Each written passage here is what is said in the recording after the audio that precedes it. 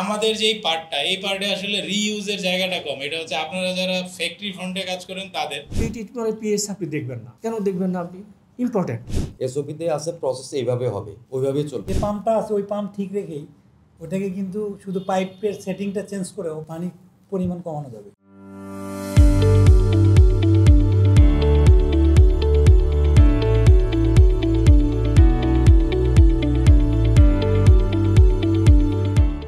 Natural water যারা use করতেছি ভবিষ্যতে এবং ইমিডিয়েটলি আমাদেরকে একটা পেমেন্ট কিন্তু করতে হবে এবং একটু ট্যারিফ নির্ধারণ করে দেওয়া হবে। সেই দিন কিন্তু বেশি দূরে নাই, যারা আমরা ফ্রি পানি ইউজ করতেছি ভবিষ্যতে আমাদের পানির জন্য পেমেন্ট করতে হবে। আজকে এই প্রসঙ্গে আমাদের আলোচনা। ওভারফ্লো রিনজিং এর মাধ্যমে সবচেয়ে বেশি ওয়াটার বেশি ড্রেন হয়ে যাচ্ছে, কন্টিনিউয়াস একটা ওয়াটার মেশিনে থাকতেছে, সেখান থেকে পার মিনিটে একটা নির্দিষ্ট ওয়াটার নির্দিষ্ট চলে যাচ্ছে। তো এইভাবে করে যদি প্রতিটা প্রসেসে রিন্স থাকে, প্রি ট্রিটমেন্ট থেকে, বায়োপলিশিং থেকে, ডাইং থেকে, অ্যাপার্টমেন্ট থেকে, তো হিউজ কনজাম্পশন। তখন থেকেই একটা ফায়ার ফাইট ছিল আমাদের কীভাবে আমরা রিন্স অপশন কমাতে পারি। পাম্প ক্যাপাসিটির উপরে এক্সস্ট ডাইং মেশিনের ওয়াটার কনজাম্পশন ডিপেন্ড করে। তো প্রত্যেকে দেখলাম যে তার নিচের যে ওয়াটার যে ডিসোলিউশন পাম্প এবং এই পাম্প ক্যাপাসিটিকে রিডিউস করে, যেহেতু আমাদের নিট ডাইং এর মেইন ডাইং পার্টটা হচ্ছে আমাদের নজল পয়েন্টটা হয়, যেখানে আমরা নজল প্রেশার ক্রিয়েট করে লিকার এবং ফেব্রিক কন্ট্যাক্ট পয়েন্টে থাকে। এই জায়গায় যেহেতু অনলি লিকার এবং ফেব্রিক কন্ট্যাক্ট পয়েন্ট থাকে, পাম্পের সাইজটাকে কমিয়ে নিচে থেকে লিকারটাকে নিচে নিয়ে যত কম ওয়াটারের মাধ্যমে পাম্প মুভ করা যাবে, পাম্প হিট এক্সচেঞ্জারের মাধ্যমে ফিল্টার হয়ে যখন মেশিনে যাবে, এই ফ্লোটা দিয়ে ফেব্রিকের একটা ফ্লো হয়। তো এখানে দেখলাম প্রত্যেকের একটা টেকনোলজি, আলহামদুলিল্লাহ ইউরোপিয়ানরা অনেক এগিয়ে গেছে, তার সাথে টার্কিশ অনেকগুলি মেশিন এগিয়ে আসছে। আমি রিসেন্টলি কিছু নতুন মেশিন সাথে কাজ করেছি। আমার ফ্যাক্টরিতে নতুন আমি আইমাস্টারের এগেনস্টে নতুন একটা মেশিন নিয়েছি, টার্কিশ মেশিন। তাদের ওয়াটার লিকার রেশিও অনেক কম। যে নতুন আইডিয়া একটা মেশিন নিয়েছি আমি, রিন্স অপশন একটা মেশিনে বন্ধ করে দিয়েছি, যে রিন্স অপশনই নাই, স্টিল মেশিনটা চলতেছে। লো টেম্পারেচার স্কাউরিং আমরা যদি করি সেক্ষেত্রে আমাদের পানি কনজাম্পশন কমবে, বিকজ লো টেম্পারেচার স্কাউরিংটা আমরা করি অ্যাসিড মিডিয়ামে, ওখানে অ্যালকালি পুরো পরিমাণ ইউজ করা হয় না। অ্যালকালি যেহেতু ইউজ করা হয় না, ওখানে আমাদের প্রসেসিংয়ে 3 বাত পানি সেভ হয়। 3 বাত মিন আপনার 12 লিটারের মতো পানি ওখানে সেভ হবে। আর একটা আছে লো টেম্পারেচার ব্লিচিং, তো ওটাতেও আমাদের পানির কনজাম্পশন কমবে, বিকজ অফ এখানে স্টিমের কনজাম্পশন কমে। স্টিমের কনজাম্পশন কমার কারণে পানির কনজাম্পশন কমবে। Both part dyeing, double part ডাইংয়ে আমরা নর্মালি কী করি, হাইড্রোস কাস্টিক দিয়ে রিডাকশন করি। তো এই রিডাকশনের কারণে প্রচুর পরিমাণে পানি লাগে, 3 থেকে 4 বার বেশি পানি লাগে। তো এইটা ইদানিং আমরা শুরু করছি অ্যাসিড মিডিয়ামে reduction cleaning. That mean polyester per dyeing হওয়ার পরে, অর্থাৎ ওই বাতেই আমরা অ্যাসিড বেস রিডাকশন ক্লিনিং আছে, ওইটা আমরা ইনজেক্ট করি। সেম বাতে 90 টেম্পারেচার আমরা চালিয়ে পানি ড্রেন করে দিই, ড্রেন করে আমরা ডাইং স্টার্ট করি। হাই ফিক্সেশন ডাইস অনেকগুলো বের হয়েছে। এখানে ফিক্সেশন বাড়ার কারণে আনফিক্সড রাইস কম থাকে, যার দরুন এখানে প্রচুর পরিমাণে পানি সেভ হয়। এই রিনজিং সিস্টেমটাকে আমরা কীভাবে কন্ট্রোল করবো? কারণ মোস্ট অফ দ্য ওয়াটার আসলে রিনজিংয়ে ইউজ হয়। ব্লক রিনজের চিন্তা করলাম যে না, আমরা কোনো ওপেন রিন্স করবো না, আমরা সব ব্লক রিন্স করবো। দ্যাট মিনস ওয়াটার নেবো, ক্লোজ করবো, ওয়াশ করবো, ছেড়ে দেবো। লাস্ট যে ওয়াশটা করলাম সেটা যে স্টেজে হোক, সেটা প্রি ট্রিটমেন্টেই হোক বা ডাই বাথের পরেই হোক। যদি ডাই বাথের পরে আমরা ওয়াশ করি 7-7 বা 5টা, হোয়াট এভার 5 থেকে 7, তো লাস্ট যে বাথটা ইউজ হলো 7 নাম্বার বাথ, সেটা আমরা যদি প্রিজার্ভ করে রাখতে পারি, ওই বাথটা কিন্তু নেক্সট ব্যাচে গিয়ে আমরা 6 নাম্বার বাতে ইউজ করতে পারবো। আবার 6 বাতে যেটা আমরা ইউজ করলাম সেটা আমরা পরবর্তী দিকে তার আগের বাতে ইউজ করবো। What is the more contaminated, আমরা লেস কন্টামিনেটেড বাতটাকে নিয়ে মোর কন্টামিনেটেড যে বাতটা আছে সেখানে আসলে ইউজ করতে পারবো। তাহলে দেখা যাবে যে আমরা প্রতিটা ব্যাচের মধ্যে আমার ধারণা যে 5 থেকে 7টা বাত সেভ করা যাবে। আমাদের সবগুলো মেশিন ওয়াটার কুল মেশিন, রিসাইকেল করি, ওইটা রিইউজ করে ওই হিটটা এক্সট্রাক্ট করি, অনেকে করি, সবাই তো করে না। আমাদের ডাইং মেশিনগুলো সবগুলো ডাইং মেশিনই ওয়াটার কুল। আমরা টেম্পারেচার উঠে গেছি, পর নামানোর সময় তো আমরা ঠিকই ওয়াটার আমাদের ইয়ের ভিতরে তো আমরা পানি দিতে ঠান্ডা করতেছি। আমরা ল্যাবের মেশিনগুলো কিন্তু আমাদের এয়ার কুল, ঠিক না? আমরা তো ল্যাবে তো এয়ার কুল মেশিন আরও অনেক বছর আগে থেকে ইউজ করতেছি, 20 বছর আগে থেকে। আমরা কিন্তু এক্সস্ট ডাইং কিন্তু আমরা এখনও এয়ার কুলে আসতে পারি নাই। আমাদের প্রত্যেকটা হিট এক্সচেঞ্জারের ভিতরে কিন্তু আসলে ওয়াটারই ফ্লো করে। 231 AD দিয়ে আমরা হয়তো ওয়াশরুমে 3টা বাথ সেভ করতে পারি, 179B দিয়ে আমরা প্রি ট্রিটমেন্টে 2টা বাথ সেভ করতে পারি। 2টা বাথ 3টা বাথ আপনি যত বাদই সেভ করেন, কিন্তু আসলে দিন শেষে গিয়ে সব কিছু হিট করে RFT-তে। আমি যদি একটা ব্যাচ ওকে নামাইতে পারি তাহলে 50, 60, 40 ওকে ডান। কিন্তু আমি যদি RFT ডান নামে তাহলে তো 60 হয়ে যেতেছে 80 বা 90 বা 100। তো আমাদের এখন RFT রেট এখনও বাংলাদেশে তো বলতে পারো না যে আমরা সবাই 90-র উপরে, এখনও তো 40 থেকে 80 অ্যাভারেজ যদি বলি, এর মধ্যে সবাই আছে, হাতে কোনো 1-2জন 90-র উপরে আছে।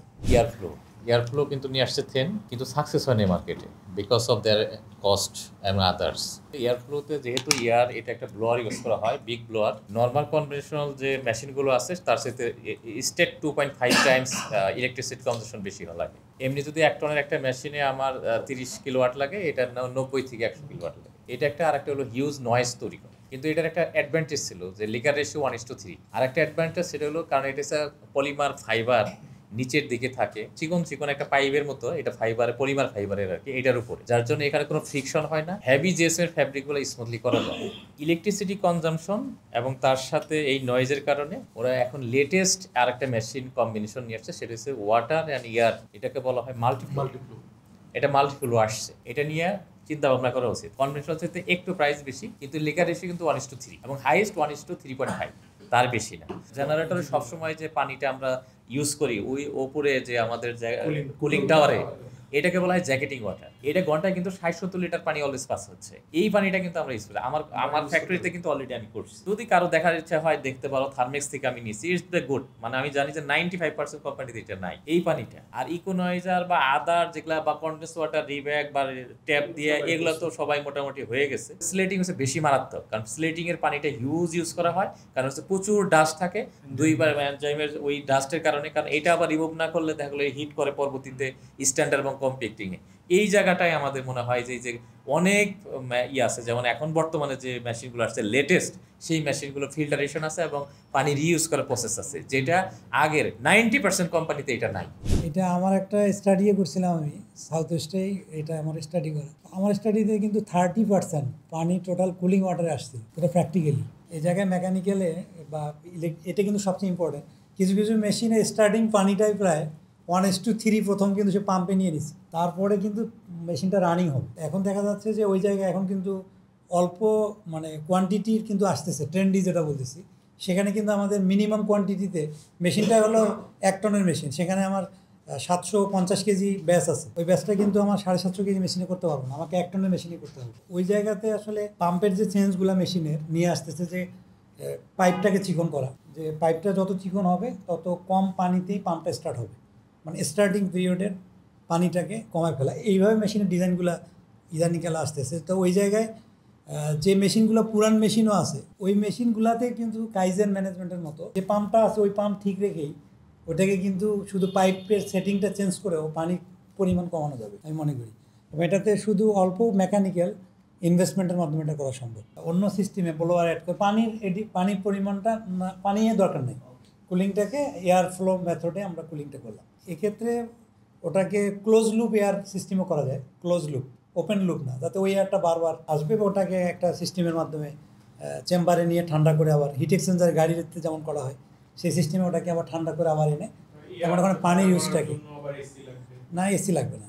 এসওপিতে আছে প্রসেস এইভাবে হবে, ওইভাবেই চলবে। এখানে স্যাম্পল কাটা যাবে না, শেড দেখা যাবে না, নো, ব্যাস আনলোড হবে তারপর দেখবে। এবং দুইটা ফ্যাক্টরি রেজাল্ট খুবই ভালো from the point of water consumption, carbon emission নিয়ে, যেটা হ্যামসে করছি ওইখানে ব্ল্যাক কালার করছি 33 লিটার দিয়ে। এটা পসিবল। বাবুভাই যেটা বললেন, বাবুভাই তো এপিএসে করছেন উনি, এবং এটা এস্টাবলিশড। আমি মনে করি মেশিন থেকে এসছে মানে লো লিকার রেশিও মেশিন। আর যেটা বললেন বাবুভাই, খুব সুন্দর কথা বলছেন, নাম্বার অফ বাথ, আমাদের এই দুটো পয়েন্ট নিয়ে কাজ করলেই হবে।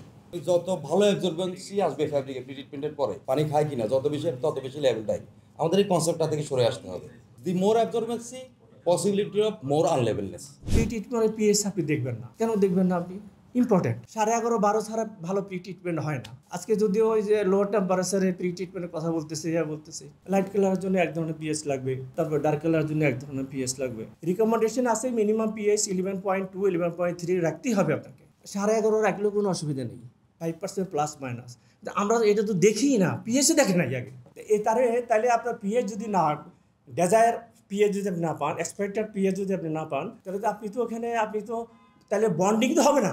বন্ডিং না হইলে পরে এই যে এই যে ডাইসটা বেশি থাকে যাবে, আনরিয়েক্টেড ডাইসটা বেশি থাকবে, ওয়াশ আপনার বেশি লাগবে, কালার ডেপথ আসবে না। কম্পিটিবল হওয়া লাগে প্রত্যেকটা ডাইসের মধ্যে। কম্পিটিবল না হলে তো দেখা যায় যে দুইটা ওখানে গেছে, একটা কাছাকাছি আছে, এই যে আনইভেননেস কিন্তু শুরু হচ্ছে। তো কাজেই একের বেশি কম্পিটেবল যেটা আছে, যে 3টা ডাইসটা দিয়ে আমরা কাজ করি, ওই জায়গাটার মধ্যে আসতে হবে আপনাকে। That is most important. Light colour ক্ষেত্রে তো আরও বেশি ইম্পর্টেন্ট। ডার্ক কালার আমরা একটু এদিক সেদিক আমরা করতে পারি, ব্যালেন্স করতে পারি। অনেক সময় দেখা যায় যে লাইট কালারে দেখা যায় 0.1%-এর নিচে shade, 5 to 6 gram per litre দিলেই কিন্তু পিএইচ 10.5 10.6-এর উপর যাবে না। আর এখন সোডা অ্যাশ ইউজ করলে দেখা যায় 11.2 হয়। কেমনে সম্ভব? এটা আনলেভেল তো এমনি হবে, রিপ্রসেস তো এমনি হবে, আরেকটি কীভাবে পাবেন আপনি? এখন যারা এই সময় যে সোডা দিচ্ছে আমাদেরকে, দেখা যাচ্ছে হেদের পিএইচ 11.2 11.3 অ্যাবাভ 11, তো নিশ্চয়ই এটার মধ্যে একেবারে স্ট্রং অ্যালকালি ঢুকাই দিছে পিএইচকে বাড়ানোর জন্য।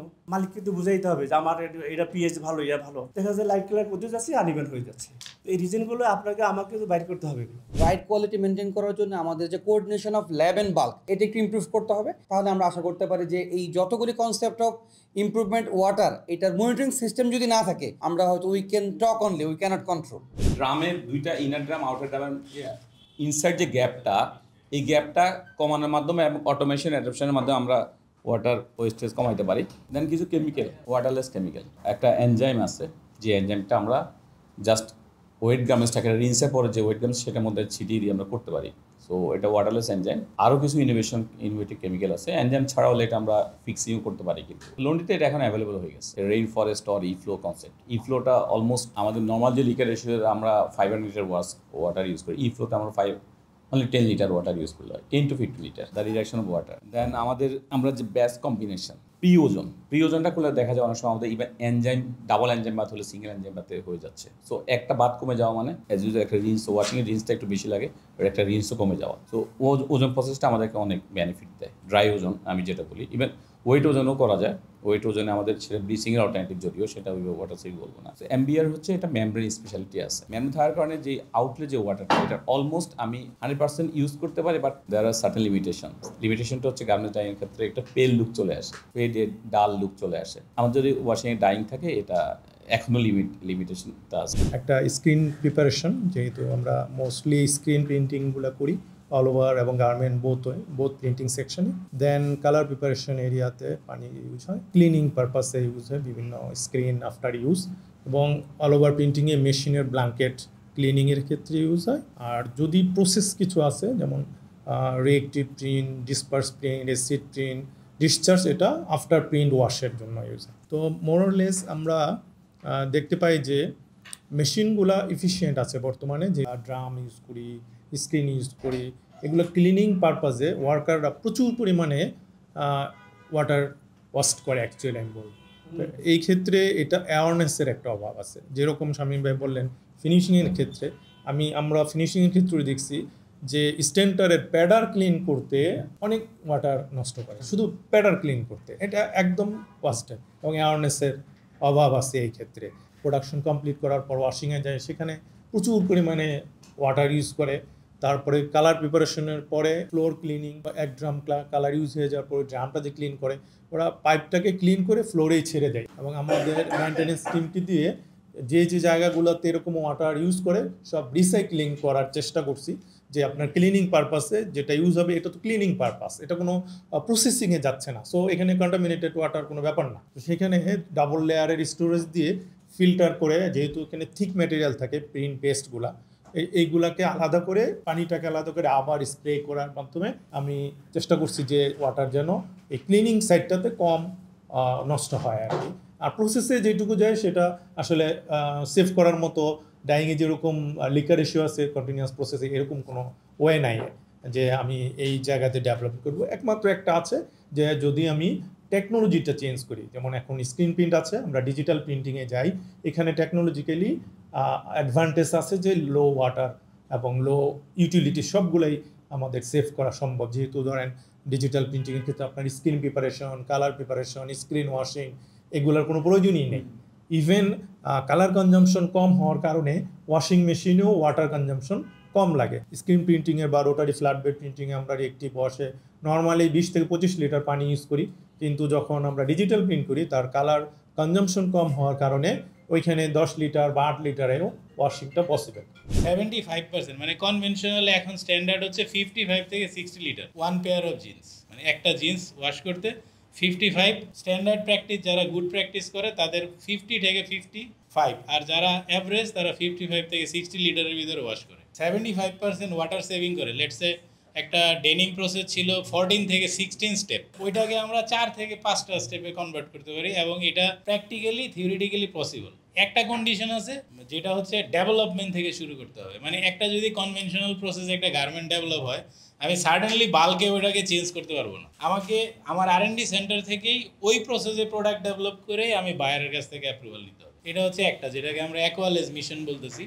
আমাদের যেই পার্টটা, এই পার্টে আসলে রিইউজের জায়গাটা কম। এটা হচ্ছে আপনারা যারা ফ্যাক্টরি ফ্রন্টে কাজ করেন তাদের, আমাদের কাজ হচ্ছে লেস ইউজ কিভাবে করা যায়, কত কমে আমরা কাজটা করে দিতে পারি। পটাশিয়াম পারম্যাঙ্গানেট বাদ দেওয়া নিয়েই একটা মেসিভ কাজ চলতেছে যে পটাশিয়াম পারম্যাঙ্গানেট হ্যাজার্ডাস, এটা বাদ দিতে হবে। তো ওখানে আমরা 0PP ফুল প্যাকেজ নামে আরেকটা প্রসেস ডেভেলপ করছি। ওটার ভিতরে স্পেশালি যেটা হয়েছে যে 0PP অল ইন নামে একটা প্রসেস আছে। 0PP অল ইনের কাজটা হচ্ছে আমি যে জিন্সটা পরে আছি, এই জিন্সটা নর্মালি 2 বার মেশিনে যায়।